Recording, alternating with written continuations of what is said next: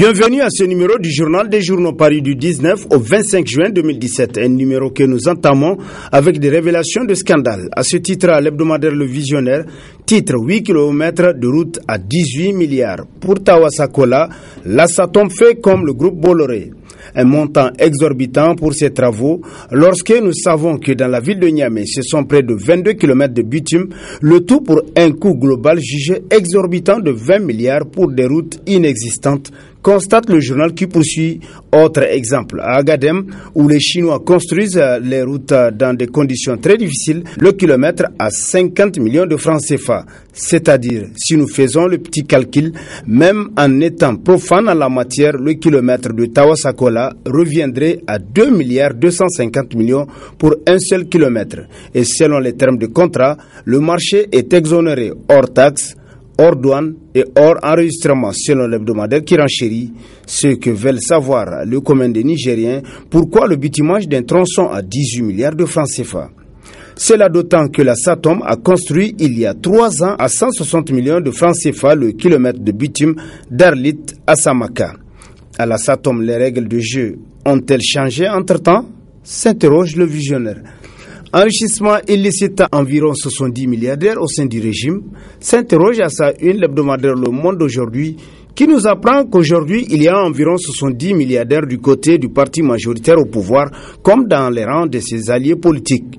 Il y a des voix qui se sont levées au sein même du PNDS Taraya qui demande au président Issifou qu'il fasse un assainissement dans les plus brefs délais par rapport à cette affaire d'enrichissement illicite de ses proches et de leurs alliés politiques d'aujourd'hui. En réalité, Issifou Mahamadou ne peut pas faire un assainissement sain et profond car il semblerait que sa famille est compromise dans beaucoup de sales affaires aujourd'hui, tel que rapporté par Le Monde aujourd'hui. L'horizon d'un building à Niamey, à qui appartiennent ces deux grands immeubles de grand luxe sur la route de Goudel, s'interroge l'hebdomadaire Le Nouveau Républicain, pour qui il n'est un secret pour personne que depuis l'accession des Renaissants aux affaires publiques de notre pays, les Nigériens sont témoins de plusieurs affaires, les unes plus croustillantes que les autres. Les Nigériens sont aussi surpris par les constructions de plusieurs immeubles dans la capitale et dire que ces buildings poussent comme des champignons un peu partout dans les différents quartiers de la ville. Dans la foulée, le débat sur l'identité des propriétaires de des immeubles sur la route de Losagungu défraie la chronique. Ils sont situés le premier à quelques encablures de l'ambassade de Chine et le second aux alentours de l'hôtel Léronier. Le sieur en question, disons l'excellence en question, aurait engagé un démarcheur connu de tous pour l'acquisition des deux terrains, selon Le Nouveau Républicain. Entente Issifou Areva brader l'unanium du Niger en contrepartie du soutien de la France au hold-up électoral de 2016, a constitué l'un des titres à la une de l'hebdomadaire L'Éclosion, pour qui l'histoire est trop récente pour être oubliée.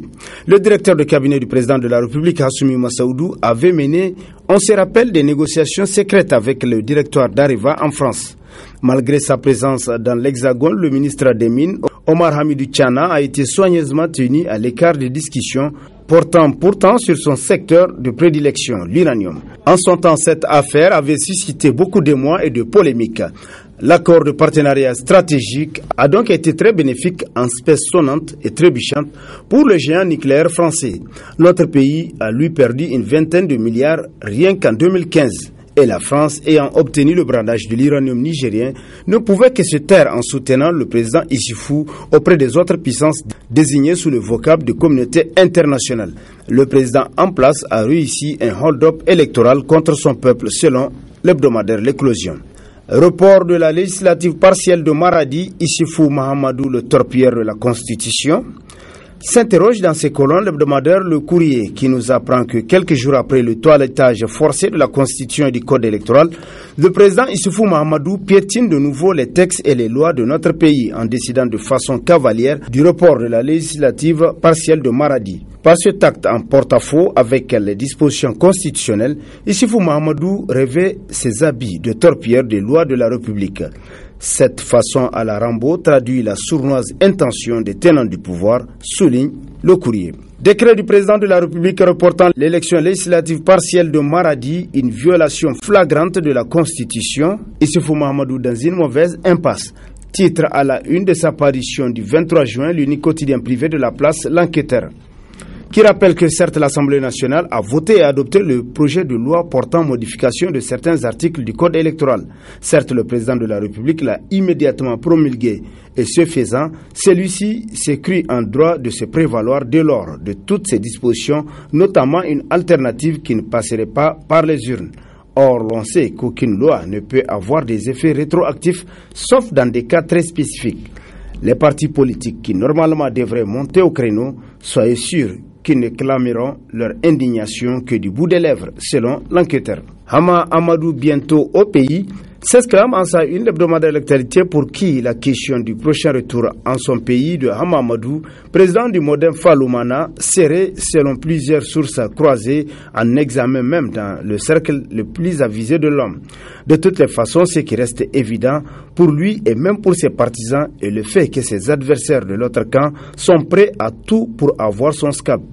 Dans de telles conditions, est-il logique pour Hama Amadou de passer le clair de son temps à reculer ou même à battre retraite? Trêve de polémique, lorsque toutes les conditions de sa sécurité seront garanties, Hama Amadou rentrera bel et bien à Niamey et prendra en charge les affaires de sa formation politique, le Modem Lumana Africa, conclut l'actualité. Le coup de gueule de Canard Amphiri titre entre autres dans ses colonnes l'hebdomadaire du même nom, pour qui la ville de Niamey est énorme échec. Outre l'incapacité de faire face à ses missions et payer ses travailleurs, la ville de Niamey est devenue un vaste marché de corruption et d'affairisme où les agents ne s'en cachent même pas.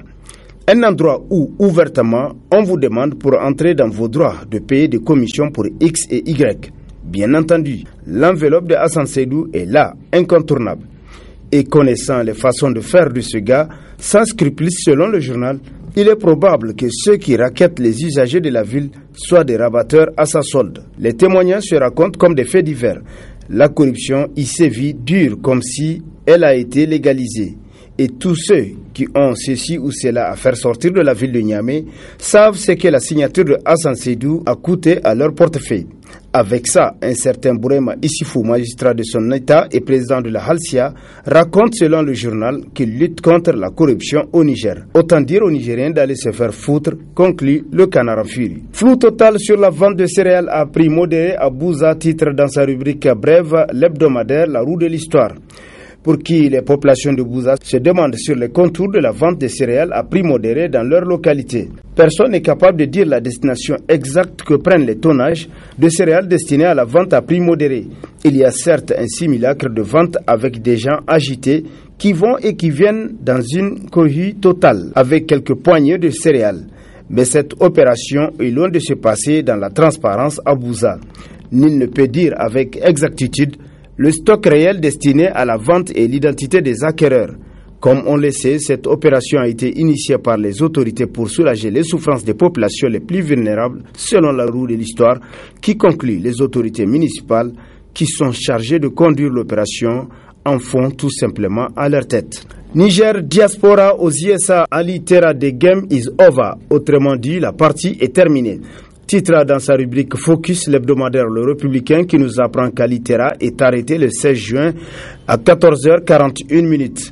Il se trouve à Winston-Salem aux États-Unis. L'information est confirmée de sources officielles américaines.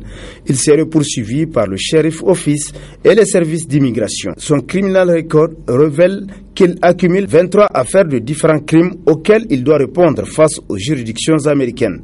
Selon une des sources du journal aux USA, la charge la plus lourde contre Ali Terra, c'est surtout cette vidéo où il a demandé de tuer le président Issifou contre $1 million aux militaires ou quiconque aurait réalisé son vœu, tel que rapporté par l'hebdomadaire qui renchérit. Cet article brosse le portrait robot d'un loser ou raté selon les témoignages concordants de nos compatriotes vivant aux États-Unis.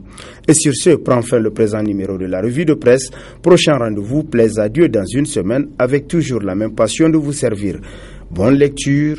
Bonne rupture de jeûne et surtout bonne fête de Ramadan. Au revoir.